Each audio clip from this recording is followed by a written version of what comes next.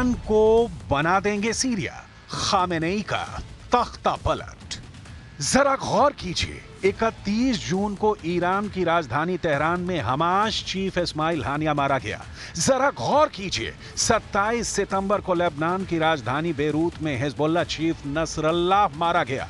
जरा गौर कीजिए, सीरिया में भी सिर्फ 11 दिन में बशर अल असद का तख्ता पलट हो गया। जून से दिसंबर में अब तक एक एक करके इजराइल और अमेरिका ने मिलकर अपने दुश्मनों का सफाया कर दिया है। अब अगला नंबर ईरान का है और दावा किया जा रहा है कि इजराइल ने जिस तरह से सीरिया पर असद सरकार का तख्ता पलट किया है, ठीक वैसे ही ईरान में ईरान के सुप्रीम लीडर अली खामेनेई का तख्ता पलट कर दिया जाएगा और इसकी पूरी तैयारी हो चुकी है। हम आपको आज ईरान, इजराइल और अमेरिका से जुड़ी ऐसी खबर दिखाने जा रहे हैं जो आपको हैरान कर देगी कि आखिर मिडिल ईस्ट में इस वक्त क्या खेला चल रहा है।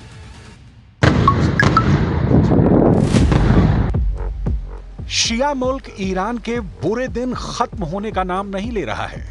अब जो खबरें आ रही हैं उसके मुताबिक ईरान के परमाणु ठिकानों पर अमेरिका हमला करेगा और ईरान के सैन्य ठिकानों और अली खामेनेई को कमजोर करने के लिए इजरायली सेना हमला करेगी। इसका प्लान आईडीएफ की खुफिया इकाइयों ने बना लिया है। सीरिया में 50 साल से असद परिवार की सत्ता के साथ ईरान खड़ा था, लेकिन आज ईरान की तमाम कोशिशों के बावजूद असद शासन का अंत हो गया। इधर सीरिया में अपने मिशन से खुश नेतन्याहू ने अब खुलेआम ऐलान कर दिया है कि वो ईरान को सीरिया की तरह आजाद करा देंगे। एक वीडियो संदेश में इजरायल के प्रधानमंत्री नेतन्याहू ने ईरान को सीरिया बनाने की कसम खाई है। नेतन्याहू ने साफ कहा है कि जिस तरह से असद परिवार के शासन से सीरियाई नागरिक दुखी थे, ठीक उसी तरह से सुप्रीम लीडर खामेनेई और ईरान की मौजूदा हुकूमत से ईरानी नागरिक दुखी हैं। नेतन्याहू ने कहा कि जैसे हमने सीरिया से असद सरकार का पतन कर दिया है, ठीक वैसे ही हम ईरान में करेंगे, जहां का सत्ताधीश ईरानी लोगों पर जुल्म ढा रहा है। नेतन्याहू के इस वीडियो संदेश को लेकर ईरानी मीडिया का कहना है कि नेतन्याहू ईरानियों को उकसा रहे हैं और इस्लामिक गणराज्य के शासन के खिलाफ असंतोष भड़का रहे हैं, जो इजरायल का कट्टर दुश्मन है। इजरायल के प्रधानमंत्री बेंजामिन नेतन्याहू ने अपने वीडियो संदेश में साफ तौर पर कहा कि ईरान के इस्लामी शासन का पतन करीब है। नेतन्याहू ने यहां तक कहा कि ईरानी सत्ताधीशों ने असद को बचाने के लिए 11 दिनों में $30 बिलियन से ज्यादा खर्च किए, लेकिन असद शासन का अंत हो गया।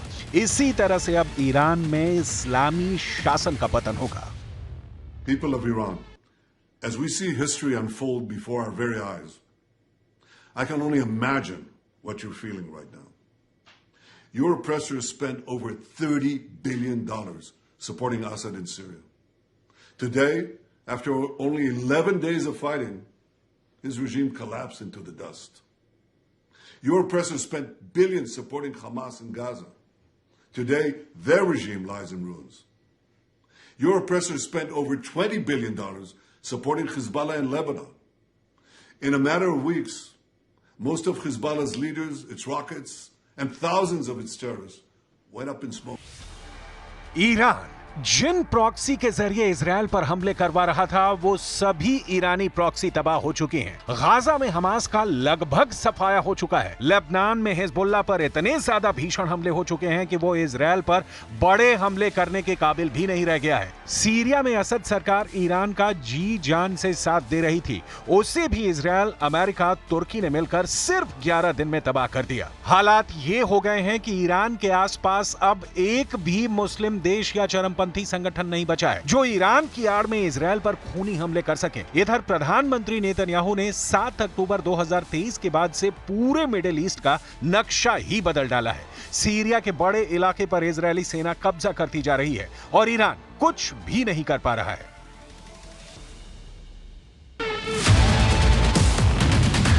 जरा ये वीडियो देखिए। ईरान की राजधानी तेहरान से 11 दिसंबर 2024 को एक वीडियो सामने आया है जिसमें ईरान के सुप्रीम लीडर इजरायल और अमेरिका पर भड़कते हुए साफ कह रहे हैं कि सीरिया में असद सरकार के पतन के पीछे इजरायल और अमेरिका का सीधा हाथ है। खामेनेई का चेहरा देखकर ऐसा लग रहा है कि जैसे वो हारी हुई बाजी लड़ रहे हैं। अब आप ये भी जान लीजिए कि इस वक्त सीरिया से लेकर पूरे मिडिल ईस्ट में क्या हालात चल रहे हैं और क्यों सीरिया के हालात देखकर ईरान बुरी तरह से घबरा गया। जो तस्वीरें सीरिया के गोलान हाइट्स और दूसरे इलाकों से आ रही हैं, उसमें साफ देखा जा सकता है कि इस वक्त इजरायली सेना ने गाजा और लेबनान की बजाय सीरिया पर भीषण हमले शुरू कर दिए हैं। इजरायली हमलों से जुड़ी कुछ तस्वीरें तो ऐसी हैं जिन्हें देखकर फ्रांस, जर्मनी और ब्रिटेन तक चकरा गए हैं। फ्रांस ने तो यहां तक कह दिया है कि इजरायली सेना को सीरियाई इलाकों से तुरंत निकल जाना चाहिए, जबकि जर्मनी और ब्रिटेन ने इजरायल से कहा कि वो सीरिया पर हमला करने में संयम और सावधानी बरतें। लेकिन हैरानी की बात तो यह है कि इस वक्त इजरायली प्रधानमंत्री नेतन्याहू किसी की भी बात नहीं सुन रहे हैं और पूरे सीरिया पर हमले कर रहे हैं। जरा देखिए इजरायली सेना ने सीरिया का क्या हाल किया है।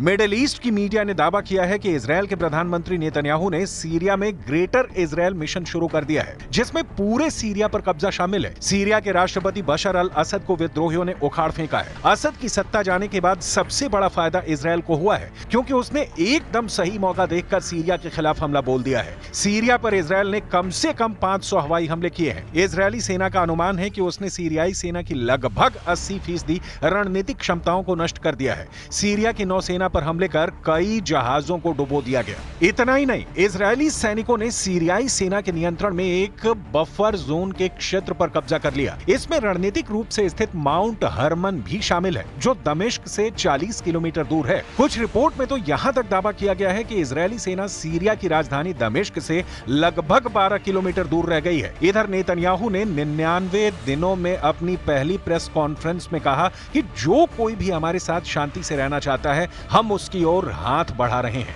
और जो कोई हमें चोट पहुंचाने की कोशिश करेगा, हम उसका हाथ काट देंगे। אנחנו רוצים יחסים תקינים עם המשטר החדש בסוריה. אבל אם המשטר הזה יאפשר לאיראן לחזור להתבסס בסוריה, או יאפשר העברת נשק איראני או כל נשק אחר לחיזבאללה, או יתקוף אותנו, אנחנו נגיב בעוצמה. אנחנו נגבה ממנו מחיר כבד. מה שקרה למשטר הקודם, יקרה גם למשטר הזה. तुर्की का डबल गेम, सीरिया में फंसा कमांडर जुलानी। हैरानी की बात तो यह है कि सीरिया के असद परिवार का पतन करने वाला इस्लामिक चरमपंथी संगठन हयात तहरीर अल शाम यानी एचटीएस भी इजरायली हमलों के सामने बेबस नजर आ रहा है। कुर्द लड़ाकों को बेरहमी से मारने वाला कमांडर अबू मोहम्मद अल जूलानी भी समझ नहीं पा रहा है कि इजरायली सेना से कैसे मुकाबला किया जाए, क्योंकि तुर्की ने अब कमांडर जूलानी के साथ ऐसा खेला कर दिया है जिसकी वजह से सीरिया में हयात तहरीर अल शाम यानी एचटीएस बुरी तरह से फंस गया है। यानी तुर्की अब हयात तहरीर अल शाम का साथ देने को तैयार नहीं है, क्योंकि इजरायल ने अमेरिका पर दबाव बनाया है कि अगर सीरिया पर हयात तहरीर अल शाम यानी एचटीएस की सरकार आई तो पूरे मिडिल ईस्ट में आईएसआईएस की तरह हमले होंगे और कमांडर जुलानी दूसरा बगदादी साबित होगा। जरा 42 साल के कमांडर अबू मोहम्मद अल जूलानी की ये नई तस्वीरें देखिए।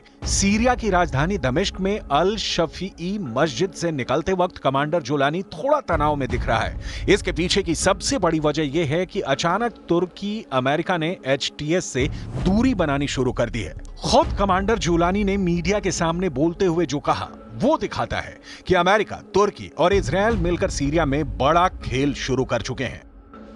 المعركة أخواني كانت يعني صحيح أنتم شاهدتم سهل، لكن هذه أعد لها الكثير يعني، والحمد لله الله عز وجل من علينا، وكنا نحن يعني أضعف من العدو بكثير، لكن السلاح الذي قاتلنا به هو سلاح تصنيع محلي.